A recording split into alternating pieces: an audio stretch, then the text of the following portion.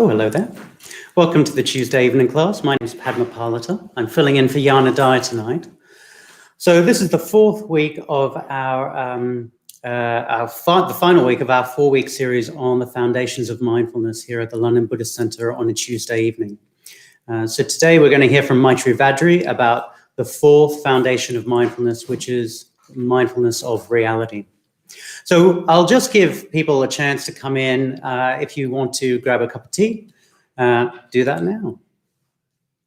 And we've got some new crew behind the scenes this week, Jahit and Xander. So you can just say hello in the comments. You can say hello to Jahit and Xander. And our usual cameraman, Guillaume, is also here. So just say hello to us. Tell us where you're from or anything else.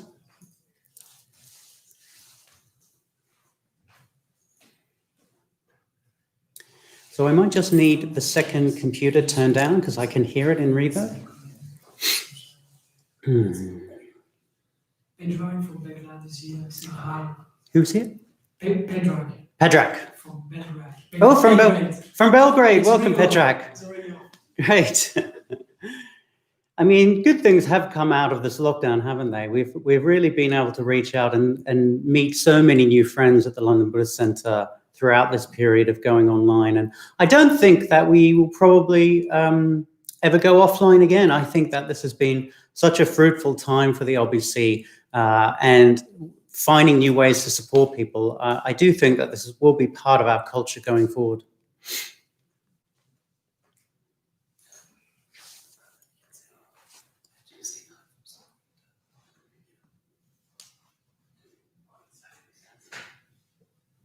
So Maggie is saying hi from Southampton. We've got Gurdeep. He said hi everyone from Port Talbot. I'm not sure. Port Talbot, that sounds like Wales. Great. From Wales, yeah. That's Sophia from Hackney, Julie Wilson from Pakenham. In Essex, I'm sorry. Showing names. This is what we have game. Great. So while we're waiting for the class to start, we might just get people to come up and say hello. So I'll just introduce the team. So we've got Mahamani, who did the second week, which was mindfulness of Vedana feeling. Hello, nice to see you all again. And then Stiramanis, who was leading us through the mindfulness of the mind last week. He didn't say anything. And then Maitrivajri, who's going to be taking us through the mindfulness of reality this week. Hello, people. And then Guillaume, if you want to come around. Guillaume, as I keep on talking him up, is our star cameraman on Tuesday nights. He's been doing every Tuesday night since lockdown. Hello. And he's a really nice guy. And then Xander is going to come around. Xander's used to working behind the camera. He works in television. And Jahir is also a new member of the tech team. Hello. He's doing a nice 360, which is quite good. Yeah, so I'm very lucky that I'm in a room with my friends tonight. So if you're in a room by yourself or if you're in a room with loved ones, let's just take a minute to sort of feel the space that we're in tonight. So just settling in and finding a comfortable position for the next few minutes. I'm not going to lead you through a meditation yet. We'll just sort of settle down. We'll say that the class is about to start now.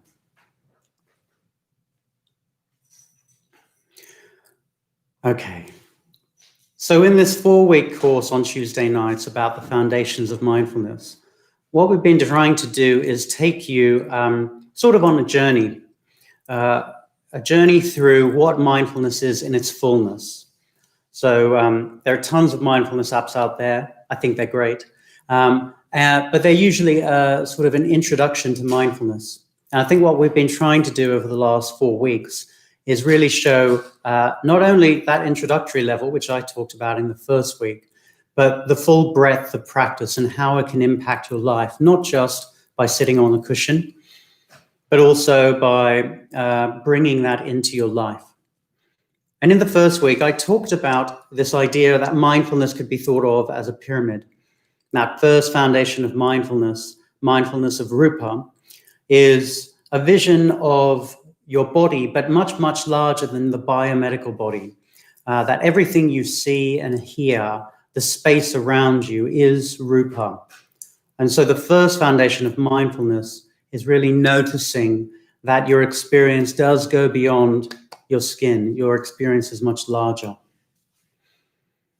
And then in the second week, Mahamani sort of built upon that vision of experience, that it's not just enough to see the pink sweater, but you might have a reaction to the pink sweater. You might go, "Ugh, no." And that was sort of a feeling that was additional to the information of seeing a pink sweater. I personally like pink, but everyone's got preferences. And I particularly think that Vedana is the one thing that if you can really get your head around it, if you can make your mindfulness about Vedana, you will start to see the way that you are blown around by life. I like this, I don't like this. That's one level of Vedana. But just that sensation of walking out and feeling a bit anxious when you see a queue in front of the Tesco's and someone's not wearing their mask, that Vedana can then sometimes be transformed with awareness. So I'd really encourage you to watch back Mahamani's talk about Vedana and see if you can get below the understanding of like and dislike, but to more the visceral gut reaction that we can have to what we notice when we're being mindful. And then last week, Stiramanis gave us a really sort of a gentle, undulating walk through mindfulness of the mind. And I watched it yesterday. I actually had quite a bad migraine last week, so I watched it today. And what struck me about Stiramanis' talk was that you can, when you're aware of rupa, when you're aware of the world out there, and then you deepen that vision into something that's much more visceral. It's not just an idea of I like or dislike. You can then start to notice what you're like, what your mind is like. You can notice your preferences, sure, but you can also notice the way that your mind keeps doing that thing.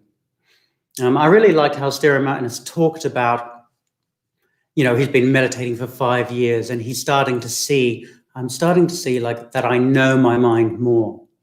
And I related to that because I definitely feel like I've gotten to know my mind much more during lockdown.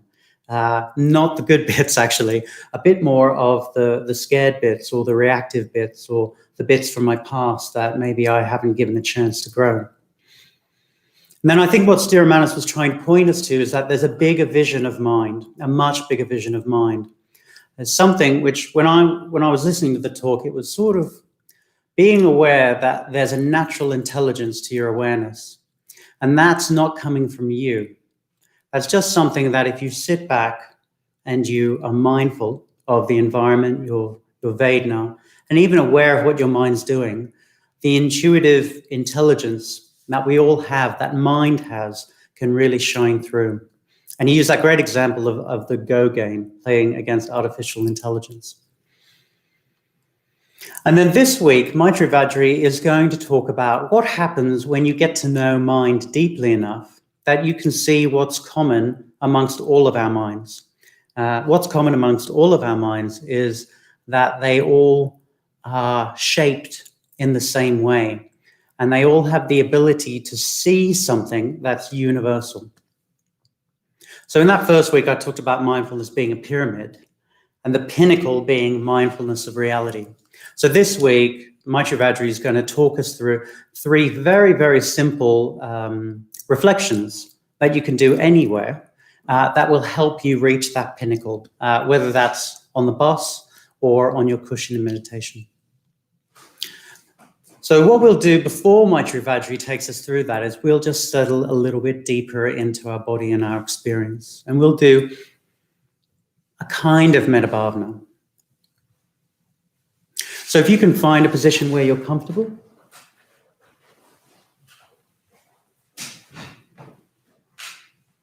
And if you can gently close your eyes. And just listen to the room you're in. Just listen. Listen to what's outside of the room that you're in.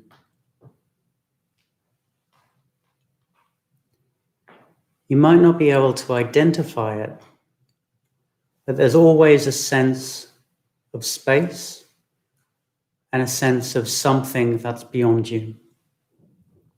So let's just spend a few minutes listening to that space.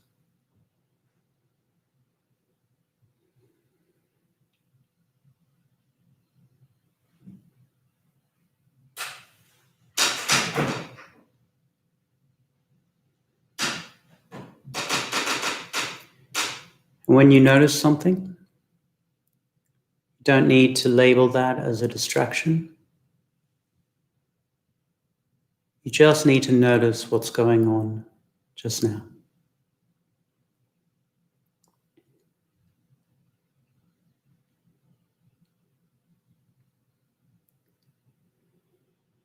Can you feel your feet on the floor?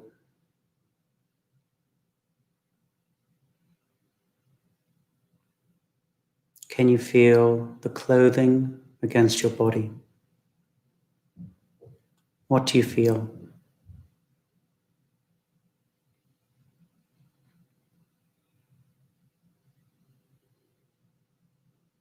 See if you can notice your hands.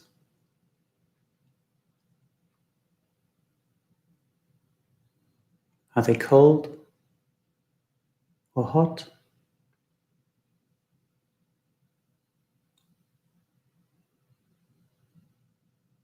Can you feel a cloud of sensation where your hands are?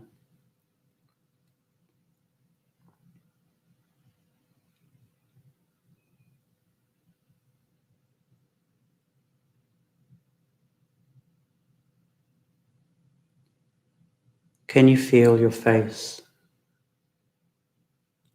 and the little muscles around your eyes and your cheeks? See if you can invite them to let go, to let your face soften.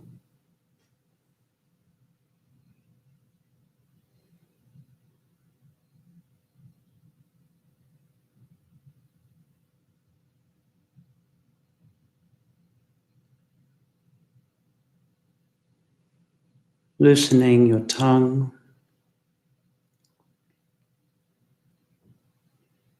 and following the air as it moves down into your chest,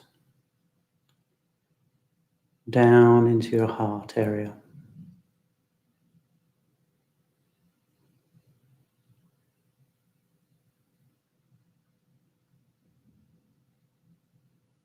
And just see if you can wish those sensations well.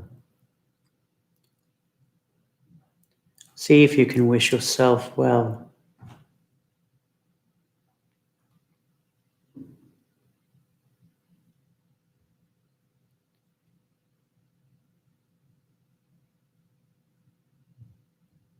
And sometimes that just means welcoming what you find,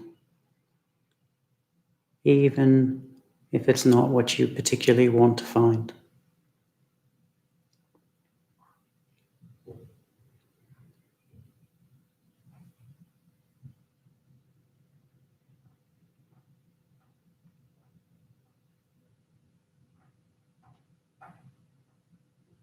You can welcome it like you would a guest in your home.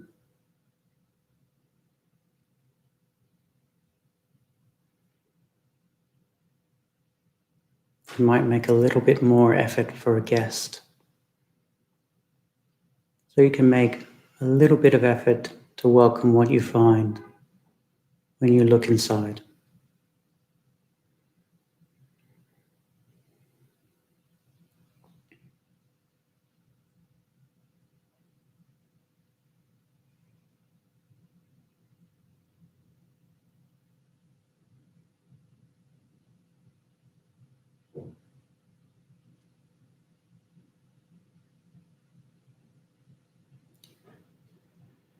And now, if you can, just bring a good friend to mind. Someone that you have an easy friendship with.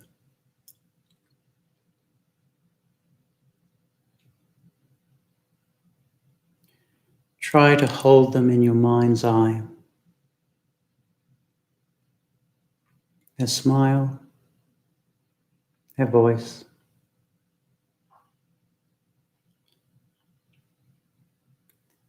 And then wish them well, just like you did for yourself. Like you would a guest who was visiting.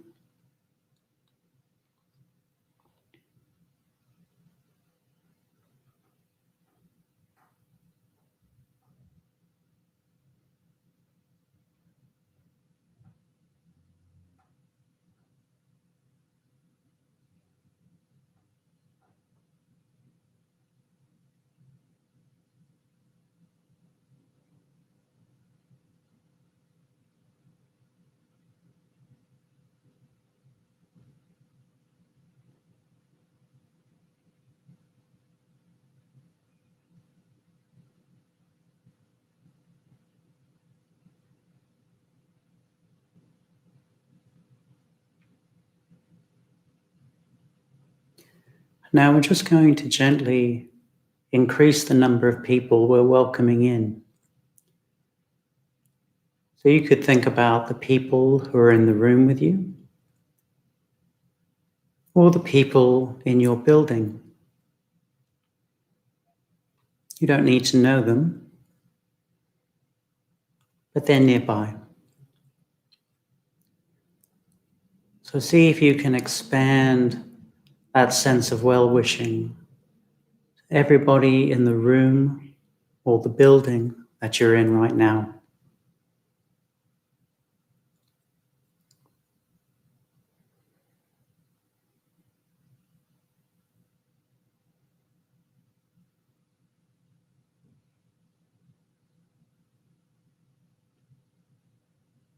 You might like to hold a party in your heart and invite everyone in and just wish them well.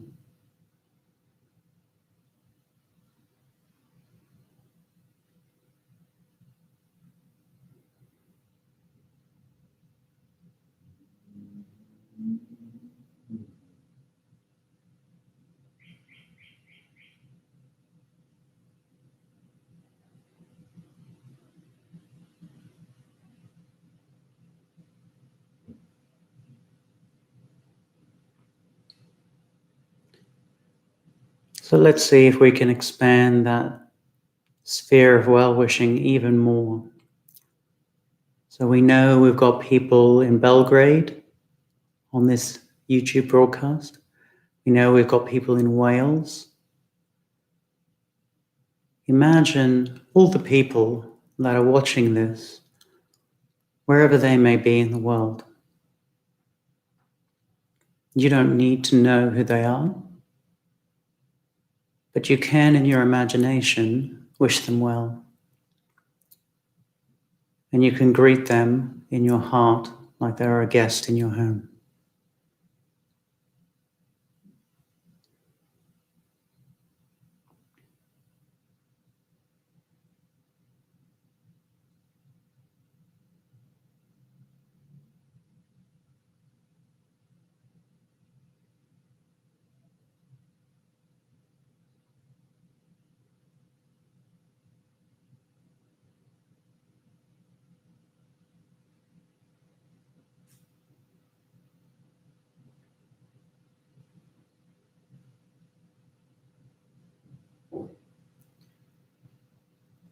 Let's take it a little bit further.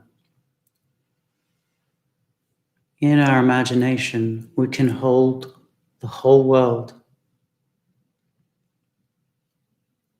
Almost everyone in the world can relate to the experience that you've gone through over the last few months. Some people have had harder experiences, some people easier. But the last few months have been something which we've all shared. So in your imagination, you can just wish everyone and everything in the world well, and envelop the world and welcome it in like you would a guest who was coming into your home.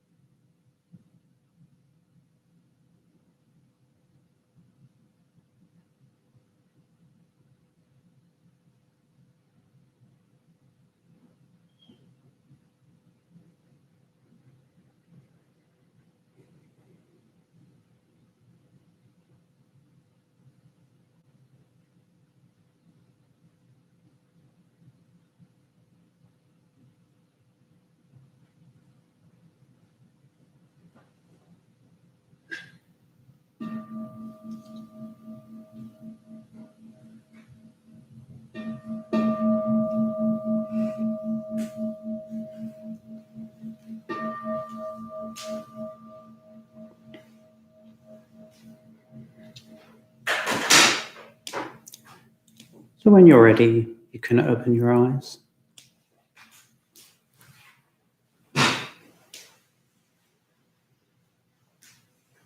Come back into the room.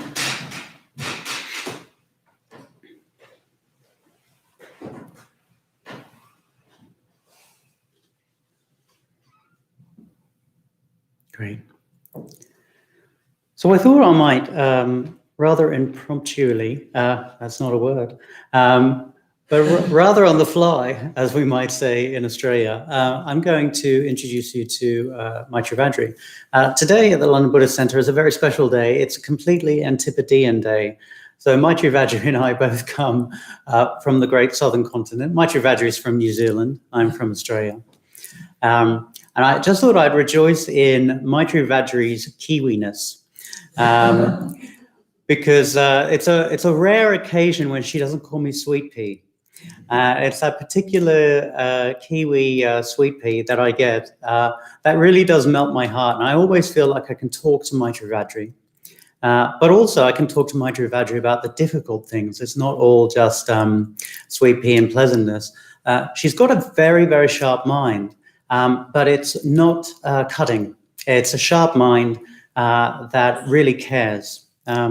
So I thought, when I thought about Maitrivajri doing this talk today, I thought, oh, I'm actually looking forward to seeing what her insights into reality. What is it that she brings to those reflections? So I'll say goodbye, and I'll come back later after Maitrivajri's led us through.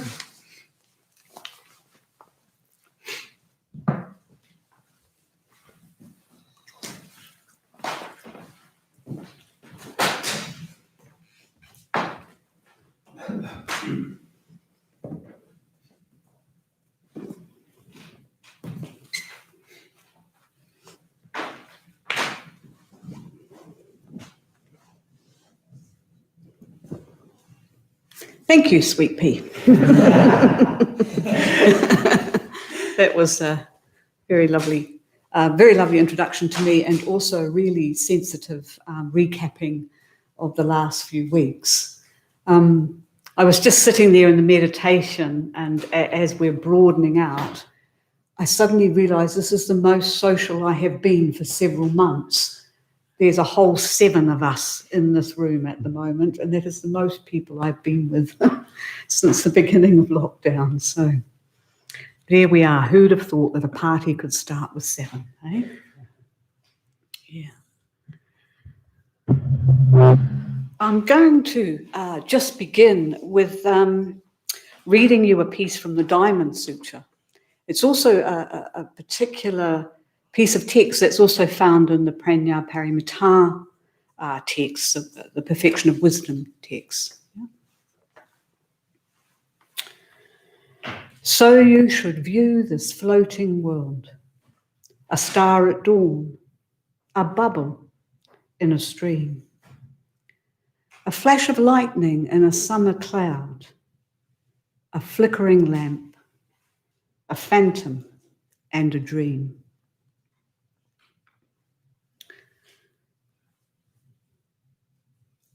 This fleeting world, I'm very drawn to that phrase at the moment, this fleeting world. But there's something about those few lines where there's so much beauty in the way that's described. They're images that are very beautiful at the same time as they're explicitly pointing to impermanence, to change, and to the almost ethereal nature, what we sometimes in Buddhism would call the insubstantial nature of experience. And in the face of that beauty and that transientness, that etherealness, I think the futileness of clinging becomes more obvious. Yeah.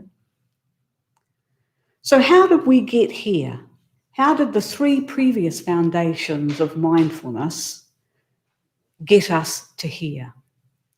And I think it might be important just to remind ourselves that when we talk about the foundations of mindfulness, when we're talking about mindfulness or awareness, we're not just talking about ways of seeing, that's sometimes a phrase that's used, we're actually talking about direct experience. Yeah? It's direct experience. So as Padmapada was saying, in the first foundation, the mindfulness of body, it's sometimes called, or the mindfulness of rupa, we're locating ourselves somewhere in space. We're locating ourselves in a world of other objects or other beings. Yeah? And what it points to is the relational nature of mindfulness. It's not just a singular event or a singular practice in a way. It is to do with our relationship, whether that relationship's internal or external. So in that first foundation, we're paying particular attention to our senses. Yeah? And with that, there's a kind of coming home to what our experience actually is like. Yeah? There's the beginning of unhooking from reactivity or with habit to a coming home to what is actually taking place here. And we begin to notice what is taking place. And the mind starts to settle or to calm. So in a lot of the Buddhist texts, you will find references to mindfulness as a means for calming the mind or tranquilizing the mind. And it's a training mindfulness.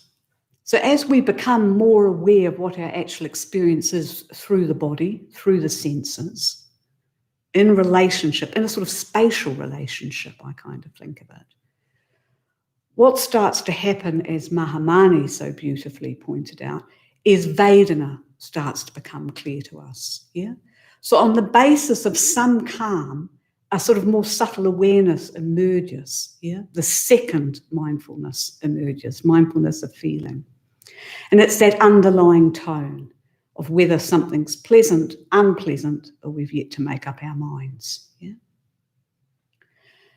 The more we can sort of be with that underlying tone, the more the mind is able to sort of take up space, actually. Awareness can take up space.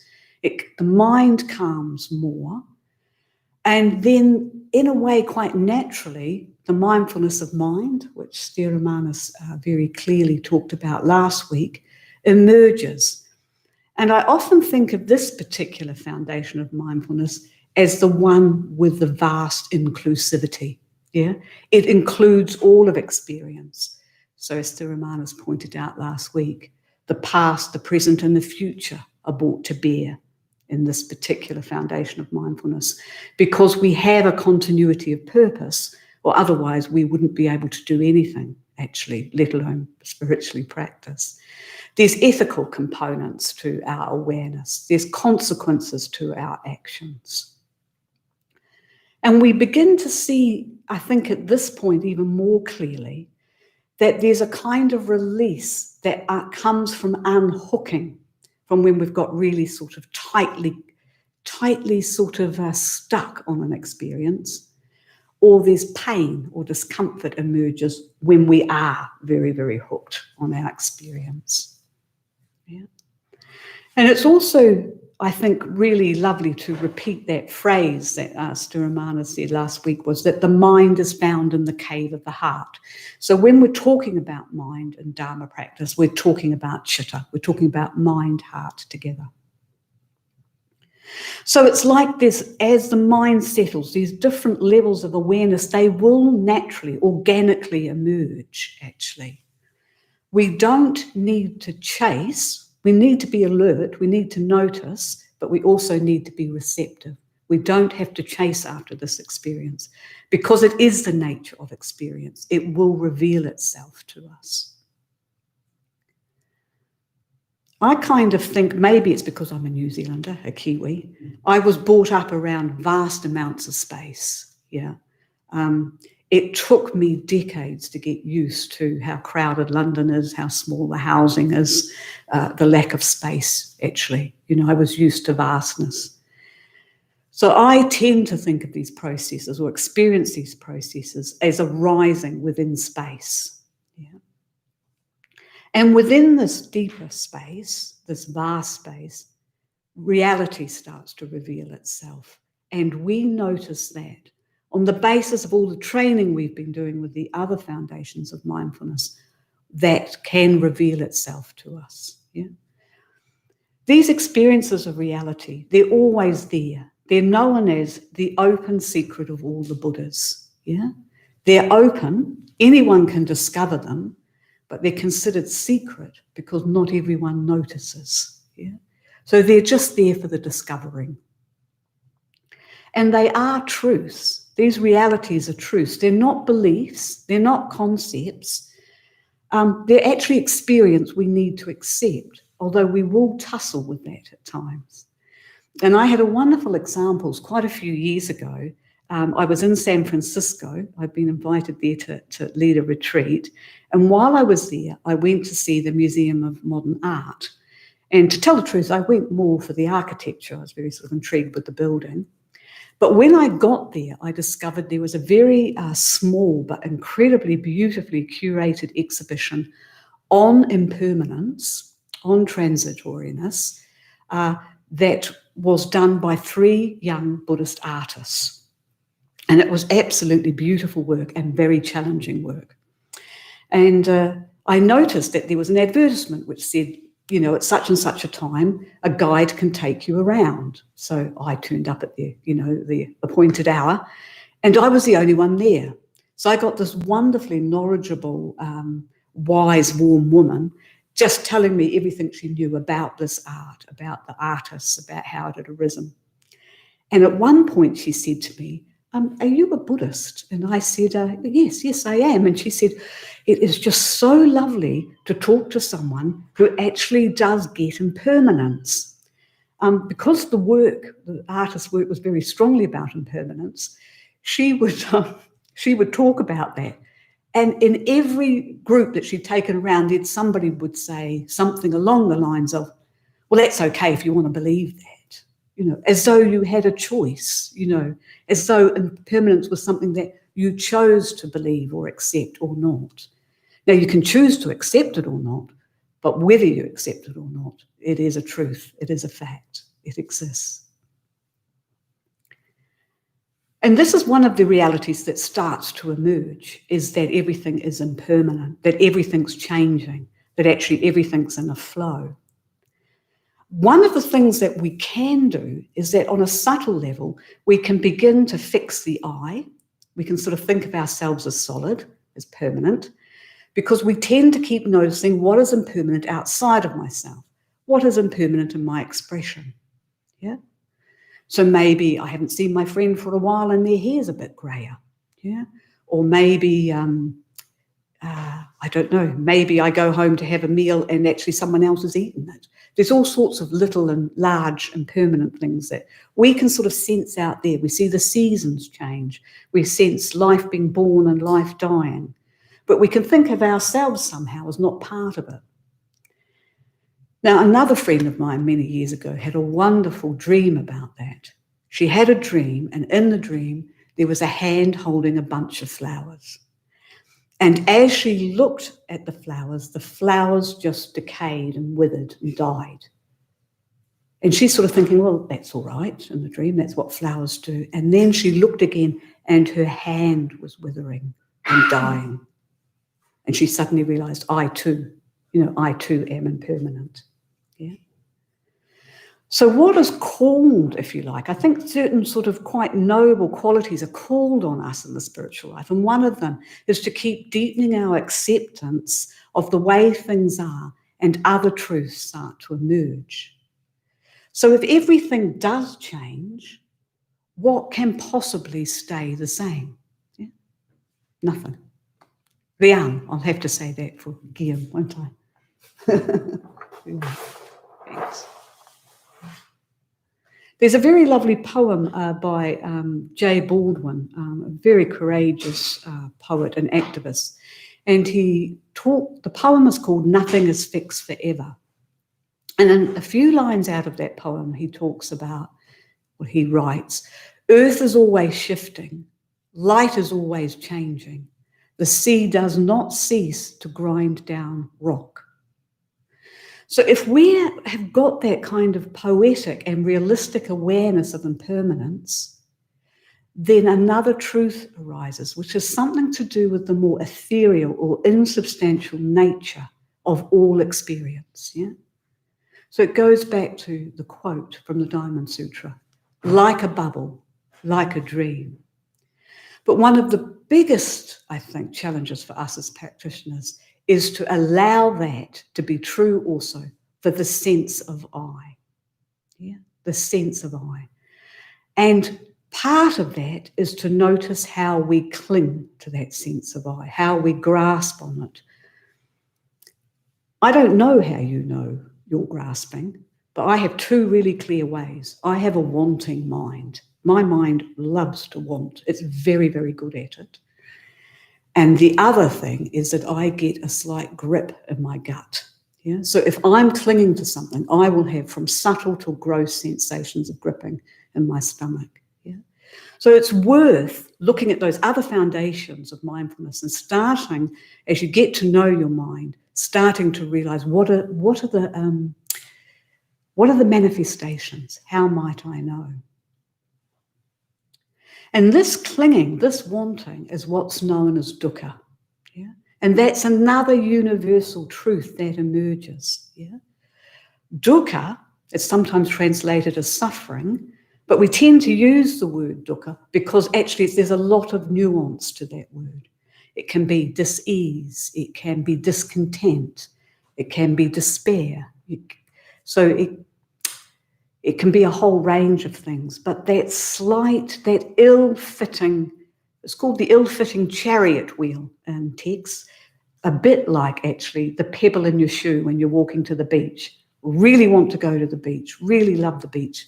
That pebble in the shoe is irritating. That it would be dukkha. Yeah. So then it seems to me, we're asked as practitioners, how can we be in the face of reality? How can we meet it? How can we be mindful of it? Yeah. So I've just been on solitary retreat for a few days up at Vajrasana, and I noticed that a few things were helpful. So I just thought I'd share those with you. The first is, let your heart-mind be tender. Let it be sensitive. Allow life to season you. Allow life to season us. I think when we really stop fighting with reality, with the way things are, and we let life's big and small challenges, big and small victories really season us, nothing short of connection opens up. It has to. How could it not? Because it is the same for each of us. Yeah? The context might be different. The difficulty might be different. The victory might be different. But actually, we all experience those kinds of very, very human experiences, especially in the face of trying to grow. So once again, just to quote a few lines from James Baldwin, the moment we cease to hold each other, the moment we break faith with one another, the sea engulfs us and the light goes out. And I think that's probably one of the most beautiful pointers to interconnectedness I've ever read. So let the mind be tender, let the world work on you. Yeah. The second is just to relax, actually, and let go. I don't know about you. I find that a bit hard, actually. I kind of like striving. I'm quite attached to striving. But there's a very lovely few words from Ajahn Chah, who talks about do everything with a mind that lets go. If you let go a little, you'll get a little peace. If you let go a lot, you'll get a lot of peace. If you let go completely, you will get complete and utter freedom. Your struggles with the world will have come to an end. Yeah. So letting go, that's a good way to orientate oneself. Personally, I think periods of quietude and solitude help. They help with what the text called as calming and settling of the mind, but they also help with deepening our practice, which often means being aware of that level of clinging at sort of more and more subtle levels. Yeah, I kind of think of it as a bedding down of insight. Yeah, so that we have those drops of awareness, we have those moments where the world opens up and its ethereal, transient nature is really known to us. And that's a drop in the bucket. And we need more drops in the bucket and more drops in the bucket until the bucket is full. Yeah?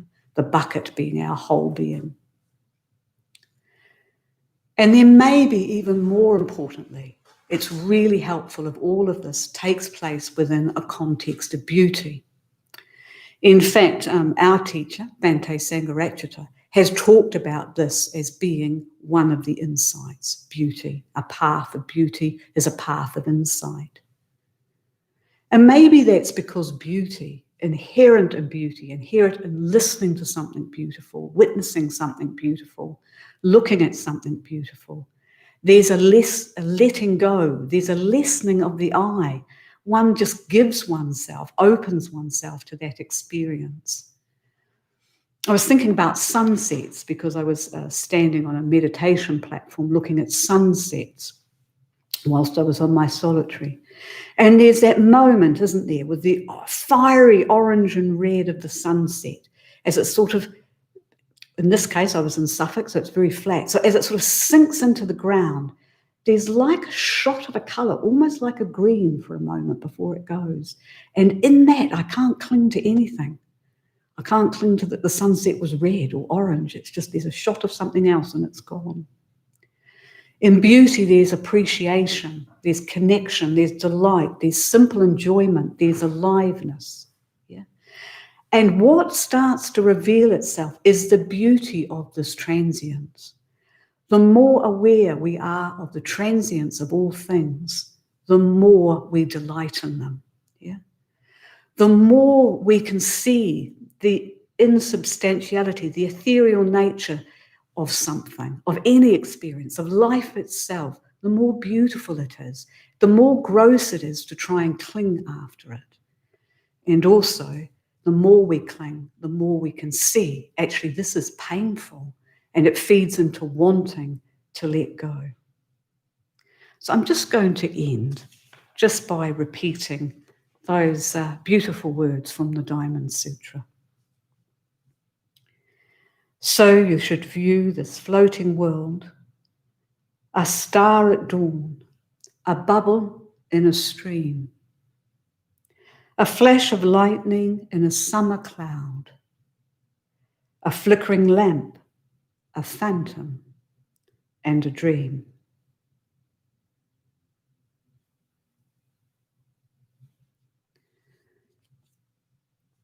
We're going to have just a few minutes, I think 5 minutes, is that right? We'll have 5 minutes just for a bit of a break. And then what I'm going to do is I'm just going to lead you in a reflection on each of those particular truths, each of those realities, impermanence or transitoriness, insubstantiality or the ethereal nature, and then dukkha, or that sort of dukkha born of clinging to the I, and the letting go, the freedom of letting go. So I'll lead you in each of those. So do join us again in a few minutes. So that's at 7:48, I think. 7:48, if I can be precise, in an imprecise world.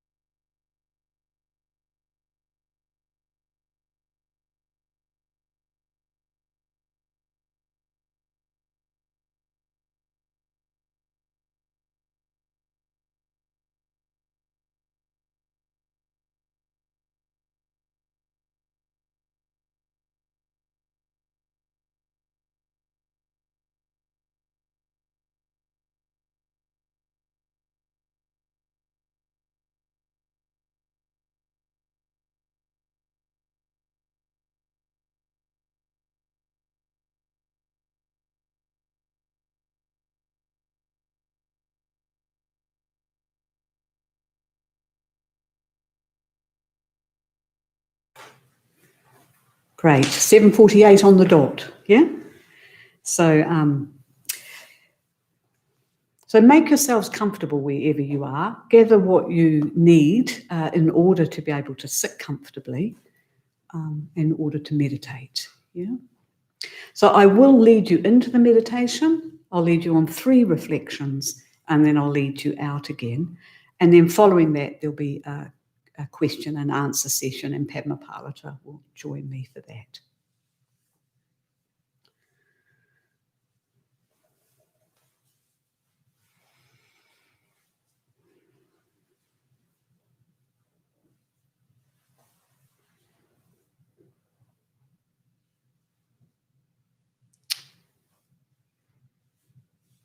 So maybe we can begin to sort of settle into our posture, but by just sort of trying to find where our energy is. So for me, I'm sort of energetically, I've leaned somewhat, if not physically, but I've leaned somewhat into the camera. So it's almost like I need to just sort of allow my energy to come back into the body, sort of come back into my awareness with some sense of poise. So where have you been leaning? Maybe you've been leaning into the past, or maybe you've been leaning into the future. Maybe you've been leaning into the computer screen, or maybe you've been leaning into a noise. But just notice where your energy is. It's okay that it is where it is. You know, energy wants to go. Energy wants to move. But just sort of encourage it back home. You know, using that first foundation of mindfulness, just encourage it back home to this wonderful being that we each are.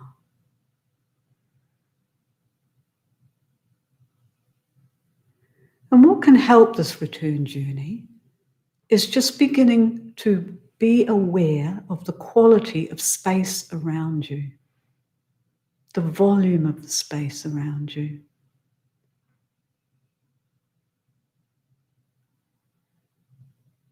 You know, the mind is often constricted because we're concentrating in a very particular way in our modern world, a sort of forced way, actually. It's very good every now and again to just let our awareness off the leash.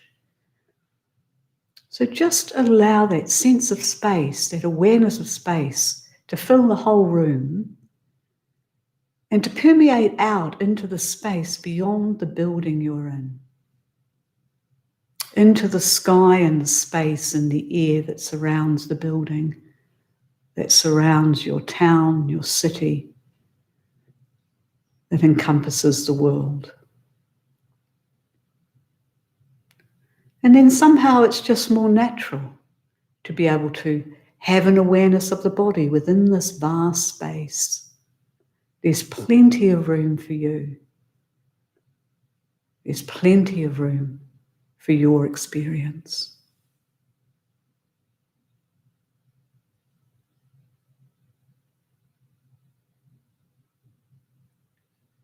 So we can just allow our lower body to be supported in a very stable way by the floor and the earth beneath that.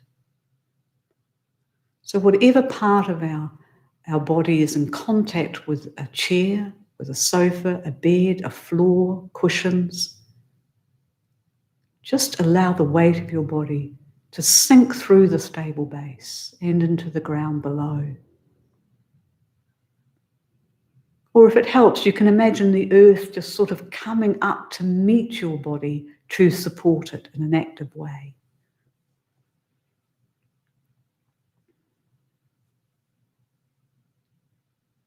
And then there's that sense of poise that comes with an awareness of the spine.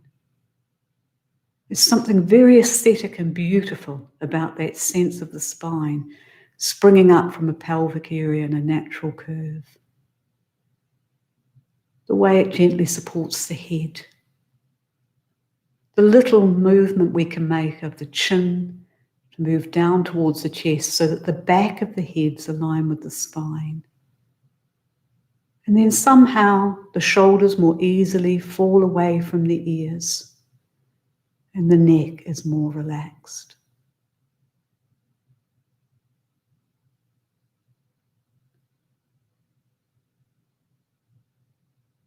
And as the shoulders relax, we can bring our awareness to the whole of the arm. Our hands sitting in our lap or placed on our knees, whatever's comfortable. And just noticing that the hands are quiet, no longer having to do, not having to push keyboards, buttons on a phone, pick things up, make things. Just quiet and at rest.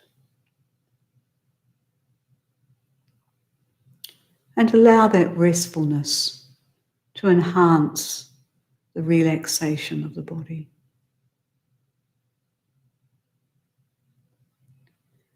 Allow the face to soften, the throat to soften, the heart to soften, and the belly to soften.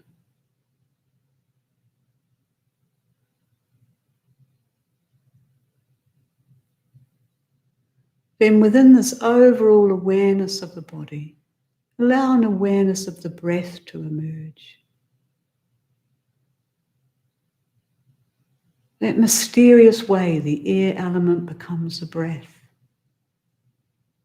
And then we give the breath back to the air element.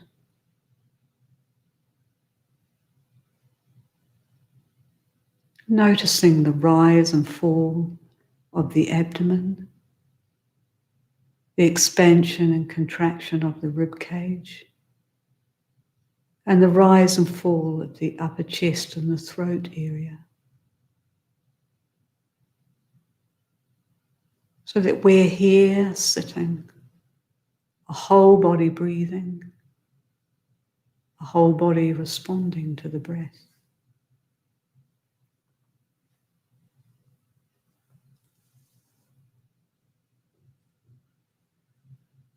And then just entering this first reflection with an attitude of letting go. Remember the words of Ajahn Chah. If you let go a little, you have a little peace. If you let go a lot, you have a lot of peace. If you let go completely, you have complete and utter freedom. Your struggles with the world will have come to an end.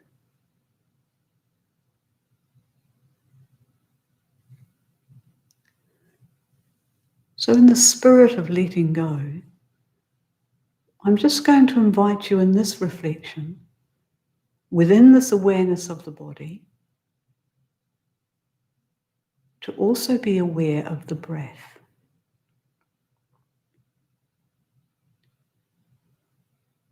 And we might just begin to notice that each breath, even in subtle ways, is different. Some are long and some are shallow. Maybe there's a bit of raspiness somewhere and others are smooth.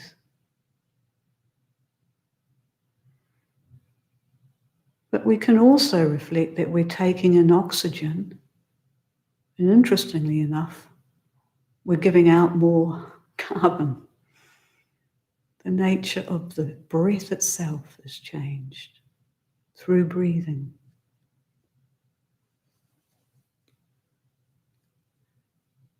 And we might notice the changing responses of the body to the breathing process. Maybe the breath moves the belly and then the next breath doesn't even get down there. Maybe sometimes we notice the lungs at the back, almost the feel of those expanding lungs against the back of our body. Other times we notice it somewhere else, the throat, the upper chest.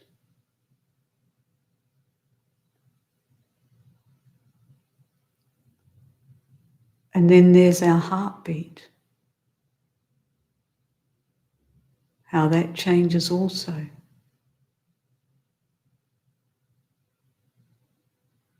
This heartbeat that moves our blood around the body, sort of picking up and dropping off nutrients and hormones, oxygen, carbon monoxide, all transitory, nothing static, all changing.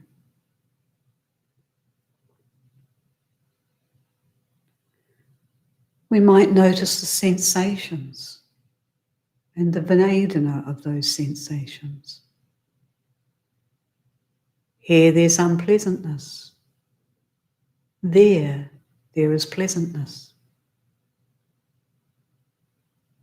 Do they actually stay the same? Or are they too changing experience?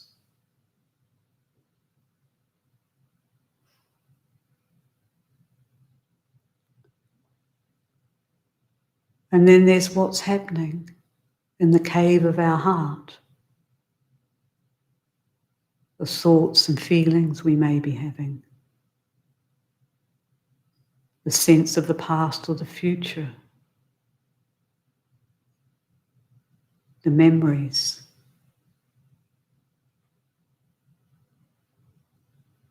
Coming into being and leaving mysteriously, arising and ceasing. So let's just breathe for a few breaths, aware of the changing nature of experience.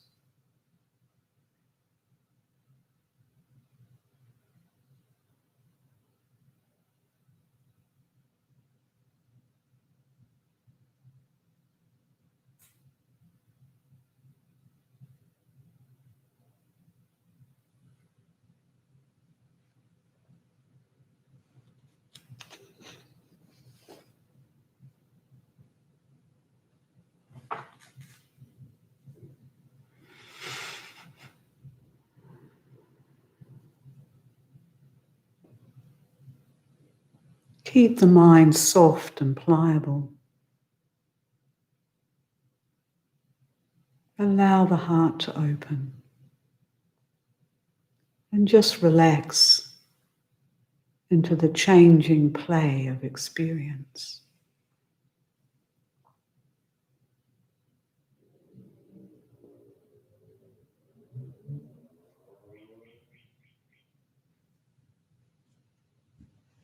Letting go into that flow of change.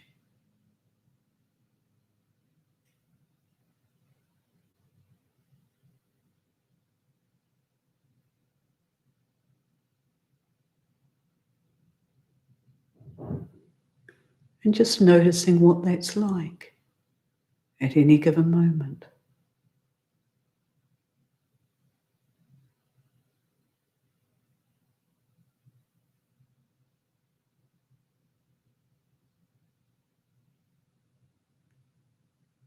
And then we can begin to explore the more ethereal, insubstantial nature of experience.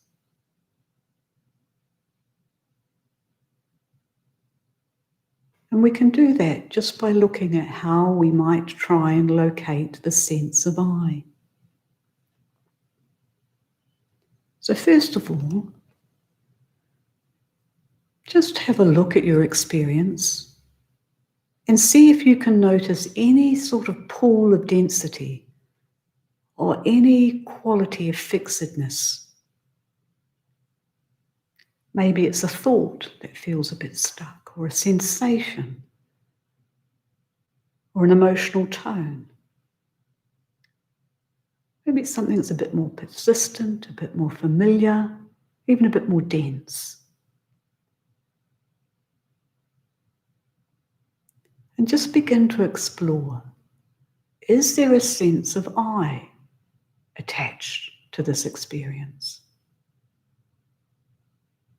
There's no judgment here. We're simply exploring.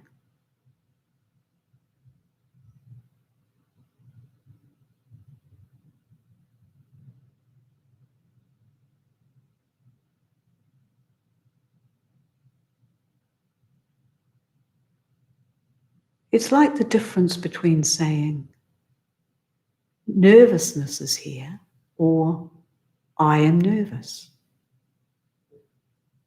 Or we could say anger has arisen, but more often we say I am angry.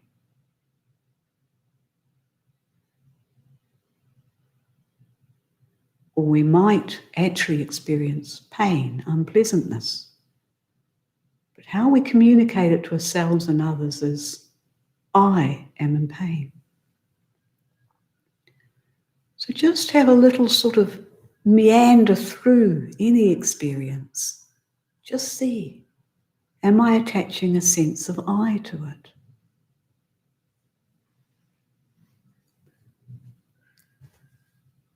And if you're not sure that you've got an example of this, bring to mind a strong example of praise or blame. There's normally quite strong I tied up with either of those experiences. So you could just bring that to mind as an experiment. Someone criticizes us, and we get very, very defensive. There's an I, a sense of I in there. Or someone praises us and we become all inflated, sense of I. Just noticing, that's all we're doing. We're noticing what the mind does in order to see into the mind more deeply, into reality.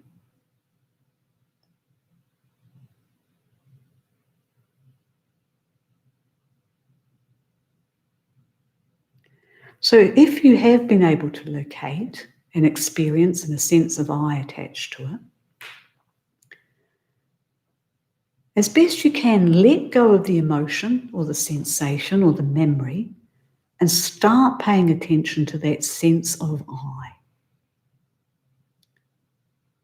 Now, where is it actually located? We're very sure about the sense of I, but actually, where is it located? Is it located in the body? Just allow awareness to move through the body. Just see, is it here? Is it there? Is it located in the body? Just ask yourself that question in a curious way.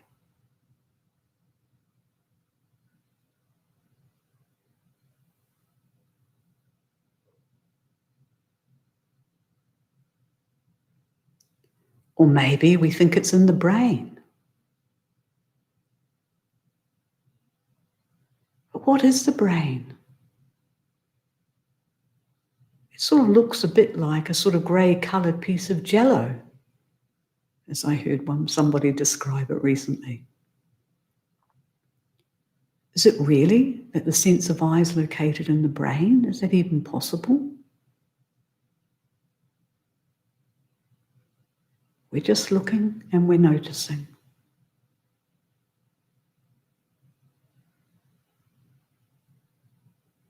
Or maybe it's in the heart mind. Maybe it's in our thoughts or our emotions. But then which thought or which emotion is the I attached to? Because if we look carefully, there's a stream of them, one after the other, with pauses in between if we can but notice them. So is the I attached to the happy thought or the sad thought? The angry feeling or the free feeling?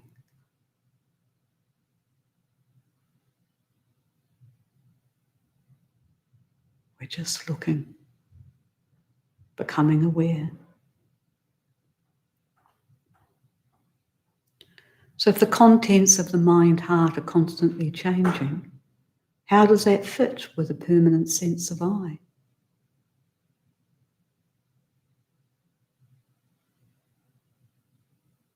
So let's just sit for a few breaths and imagine that I, that sense of I dissolving. It's a concept. And just let experience be as it is, with nothing removed and nothing added.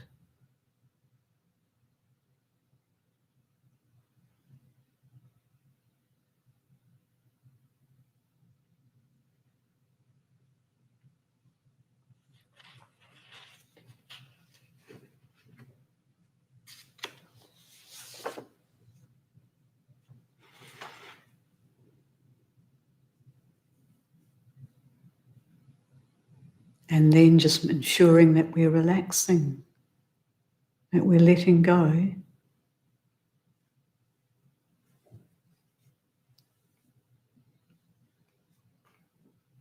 And just in a way, sort of riding with this ever-changing experience.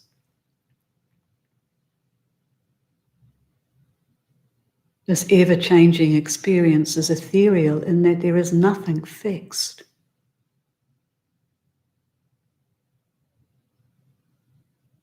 So it becomes ungraspable.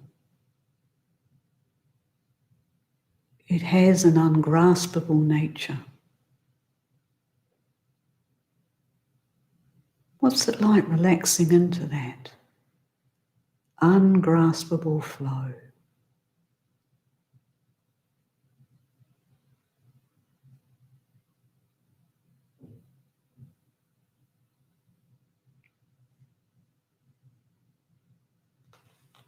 And then just notice when the mind tries to grasp onto some experience, when it wants to investigate it or tell a story about it. That pain in the right thumb, that cramp in the leg, that tightness in the back. What's that grasping like?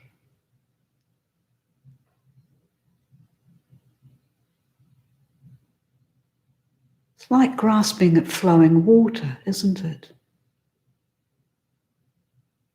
What's that experience like? Is it comfortable? Does it bring even a subtle sense of dis-ease or dissatisfaction? Sometimes when we grasp out of things really strongly, it may or may not happen. It's stress, isn't it, or suffering.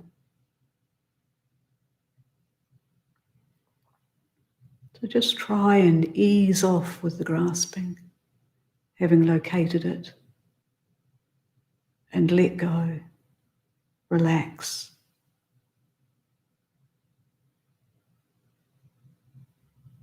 Is there any sense of freedom or beauty there?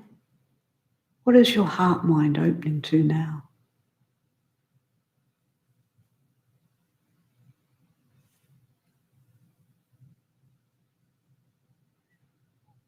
And sometimes we're left with a longing. But what is that longing truly for? With all we are and all we have, with all we've done, with all we've experienced, how come it's not enough? So what is that longing truly about?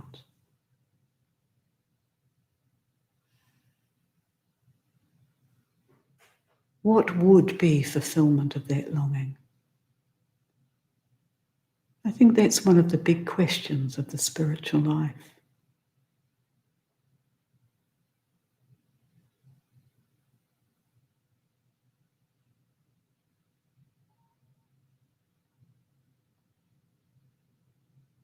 So just let go of the effort you've been making to be open, to be aware.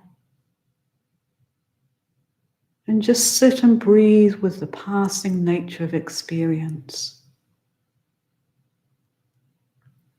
Delighting in the play of the mind as it brings you thoughts or feelings or sensations,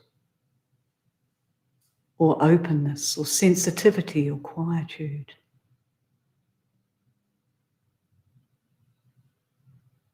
Just being with the play of experience as it is.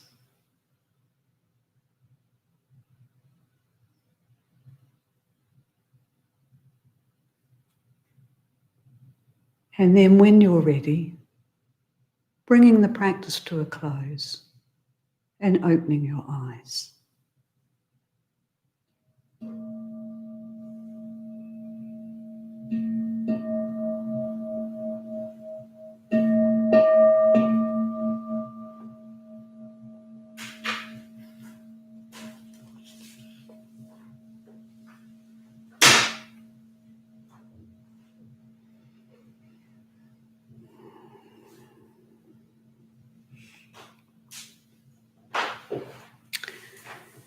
So, just as we move into the next section, just take your time coming out of meditation. Padmapalita is going to join me. And if you have any questions or you'd like to share any of your experience, please just write it in the chat. I'd be interested to see what you noticed. I suppose that would be a leading question. What did you notice? Yeah, perhaps you'd like to share that with us. Okay, so I'm just being instructed to move a little bit. Excuse me. There.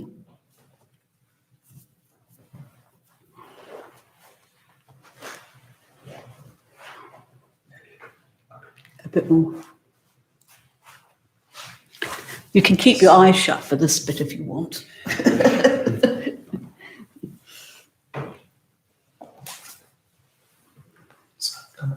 Come here. Be on the front. Lovely. Yeah.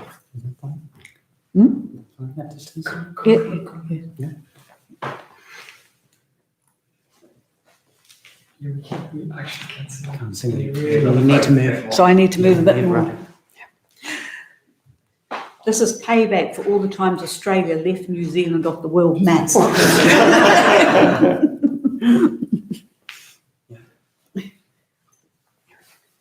Does that work? Yeah. Yes. There we are. We're on the same page, literally now. Literally, we can see it. Great, great. Yeah. I don't think I can. Okay, go on. Oh, I I could think do it this with is the good. cushions, actually, couldn't I? There we are. That's perfect. The ever-changing nature of shuffling, shuffling into view, into camera, isn't it? That was a great talk, Maitrivajri. I really appreciated the talk. Thank you. What really struck me from the talk was like this sense of space. Space was the theme. I'm just wondering, because I've heard you talk in those terms before, but is that a big part of your practice? Sort of not just simply awareness, but space in that. Yeah, I haven't thought about it quite like that. It's a really good question, Padmapalita. I'll probably have to ring you up later and tell you what the answer is. They want to know too. I think one of the things for me is, I might just have to talk around this a little bit, is that I've never been very enamoured of mindfulness, actually. So I'm one of those people for whom the metta bhavana was the thing that got me into practice. I just took to that like a duck to water. And mindfulness seemed like a set of rules and things I had to be aware of, and I wasn't very good at that, so I thought. It seemed dry, actually. I think it seemed dry. And one time, this is decades ago, I used to teach architectural design, and I took a group of students to Lyon, and they were doing projects in different parts of the city. And I remember moving from one group to another, and I was just walking down this absolutely exquisite French cobbled street. And I was aware of everything. I was aware of space. I was aware of my body. I was aware of what was going on in my mind and heart. And I just thought, this is so aesthetic. And it was something about the aesthetics of it that I think got me into mindfulness. And an aspect of aesthetics for me is spaciousness. It's that idea that something is limitless without boundary. I think it just probably helps me work against the bit of me that really doesn't like to feel constricted in any way. You know, I have a high value on freedom. That sort of thing. The other thing that really struck out from the talk was this, well, I just came across like all of these dichotomies. So you're talking about infinite space and how nothing is, well, that things are transitory within that space. And it does seem like you do need to have a broad imagination to work with these concepts, because I don't know, it's not like they're illogical, but they can feel like, well, hold on, how does that connect with that? It doesn't seem to match up. How have you found sort of holding those things? Because you do seem to talk very fully in quite poetic terms about things that could sound quite opposite to begin with. Oh, yeah. Very interesting getting reflected back, isn't it, on camera?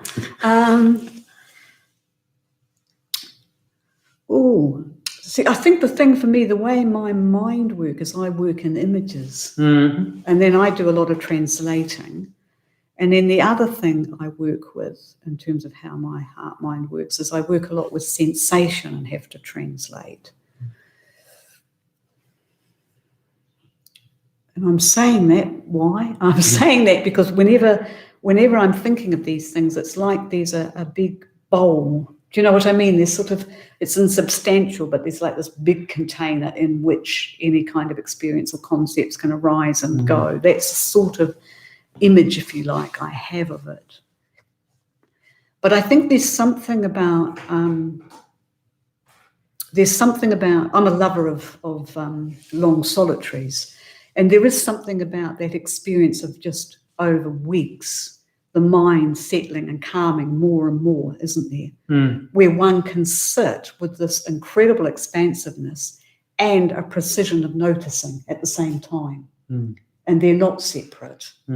And you're aware of sort of, well, there's just awareness. You know, it's not like, well, sometimes I'm aware of the space and sometimes I'm aware of the particularity of experience. It's just all coexisting. So I think it possibly is also benefits from that. And I think that does go back to my New Zealand experience of growing up with a lot of space. I've just seen Kevin's asked a good question about, you know, sort of this area about impermanence and transitoriness. And he was just saying, he was just wondering what the nature of all things, if it's all impermanent and transitory, how does that link to the idea of shunyata or emptiness? And it does seem like we've been dancing around that topic, but I guess you seem to be talking about emptiness as much more of an experience rather than an idea. So what would you say to Kevin in terms of like how do the two things relate to each other, transitoriness and shunyata or emptiness? This sort of very key Buddhist idea of things not having a substantial core.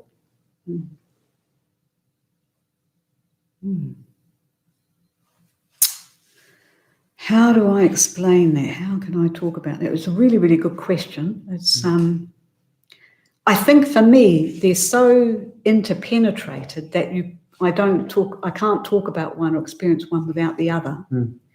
But as a personality, and I think our personalities or our character lead us to have more of an affinity for one of the lakshanas, they're called, impermanence, insubstantiality or dukkha, than others. So there might be something by character we're more likely to find vivid. For me, it's always been insubstantiality. That's very vivid. So they're sort of not separate for me. But if I was going to try and break it down, Kevin, which I'm not sure if I can, but if I was going to try, there's this notion, isn't it, that if everything, it's not a notion, I suppose. I'm trying to use something to explain it. It's actually experience. But because everything's changing, there's nothing there that is fixed.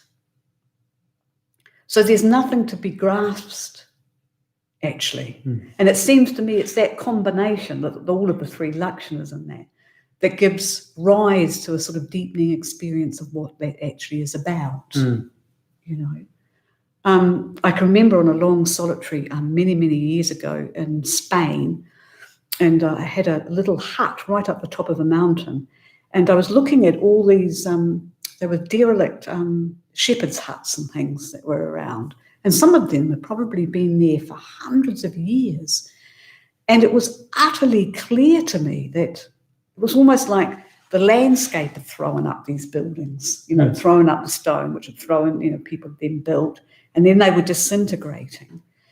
And there was nothing in me that was separate from that particular process either. It just was the way it was. But I think things like the metta bhavana and the cultivation of awareness of beauty really help the mind be positive enough and sort of flexible enough or pliable enough to accept that reality, without it leading to anything that's kind of difficult or despairing. There's a lot of freedom in that. Actually, Anna Perez has just said it's a lovely meditation. When I made the question of who I am during meditation, she says I felt metta. So metta was the answer. So it seems like that's her experience of it. Just wondering if what do you think in terms of how we approach these reflections? Do you think that metta is really sort of the starting point for all of these reflections? I mean, obviously you said like the different character types will have different things, but do you think it's always a safe bet to start with metta before going on to impermanence? Well, I would, wouldn't I? I'm called Maitrivajri. Yep. So, Maitri being another word for metta, Sanskrit word for metta, so I would go there. But I think the truth of it is, isn't it, that when we're fully aware, it's also metaphor. And when we're when we're full of metta, it's mindfulness. It's like often what's happening here, isn't it? We use concepts and notions and descriptions to try and explain something or point to something, but they're not the thing in itself. So it's a bit like we break down the 4 foundations of mindfulness. One can practice in that way, but actually in experience, they're all sort of intermingling. It's just our noticing will touch on different things, won't it, at different times? Yeah. Great. Yeah. It's a bit of a symphony sometimes when you're practicing. That's a nice way. And I guess that goes back to your aesthetics. When it's beautiful, it's working the most. And almost when I'm cutting things apart in my mind, it doesn't sort of feel like it works as much. But we do need to cut our experience up and say, well, where am I? Where is that? I believe that Oliver was saying, well, we all look different and we have different personality traits. Is that not who I is? Is that not our unique characteristics? Is that not me? And he said, well, having said this, I feel like I is in the brain. So is that he's saying, does that mean that I is mind made? Which I think that sounds like he's sort of going through those different phases of saying, well, who am I? I'm made up of all these parts. But then the idea of me is what I'm working with. Yes. Yes, because in a way we do have a sense of self, and there's nothing wrong with that. There's absolutely nothing wrong with it. We need it to effectively navigate the world and to practice, actually. What we've done, unfortunately, is that we've thought of it as fixed, and we've become very identified with it and also limited by it. So, I might want to think that I'm a very metaphor person, and then when I'm not metaphor, when I'm angry or irritated, it sort of goes over there. But that's all part of experience as well, isn't it? So I think it's not that that the I literally doesn't exist. It is a construct. It is a way of operating in the world, and we need it. But it is limited. And it is that. It's just a concept, isn't it? And I think sometimes when one's meditating, or if you have a lot of love for something or somebody, or something's really moved you, or sometimes like a bereavement can break you apart, can't it? And that sense of I just gets it can be shattered, or it can be dissolved or dissipated. And there's incredible fullness and richness there, isn't there? It's not like emptiness, or insubstantiality, sometimes called emptiness. It's not like there's nothing there. It's full of experience. The emptiness only refers to it's empty of a fixed identity, unchanging identity. So yeah, maybe it's just more that we're entering into fullness. It's sort of like the mindfulness of fullness done in these ways. Yeah, Yeah, great. Yeah. So those are all the questions that we have up on the chat now. But if you do have any questions or reflections, like do put them up, and Xander will try and wave me down. I'm quite good at looking at the computer myself.